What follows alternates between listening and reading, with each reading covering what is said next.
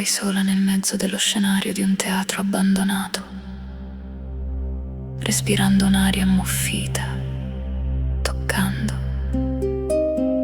con la punta delle dita la strana musica che risuona.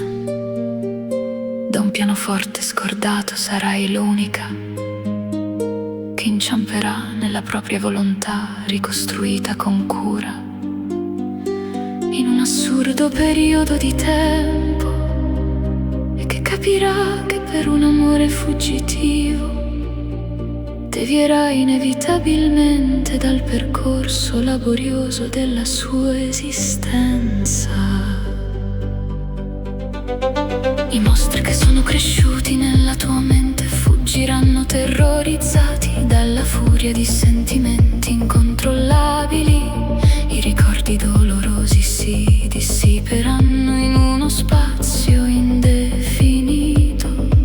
Sarai sola con te stessa, ti confronterai dopo decenni con te stessa, con tutto ciò che hai desiderato più di ogni altra cosa e che non è ancora accaduto.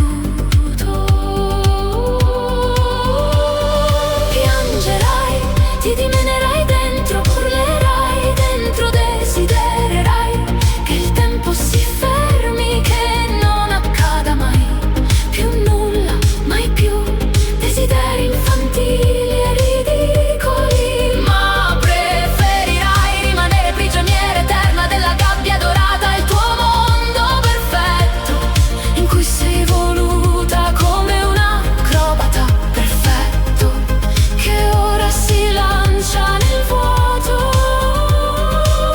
Ma non temere, presto, molto presto, le cose, le persone, gli eventi si coaguleranno intorno a te in un modo unico, inaspettato, che ti sorprenderà piacevolmente. Riderai, danzerai sotto la pioggia cantando, sarai semplicemente felice come quando eri bambina e leggevi storie fantastiche, totalmente assorta nel tuo mondo interiore.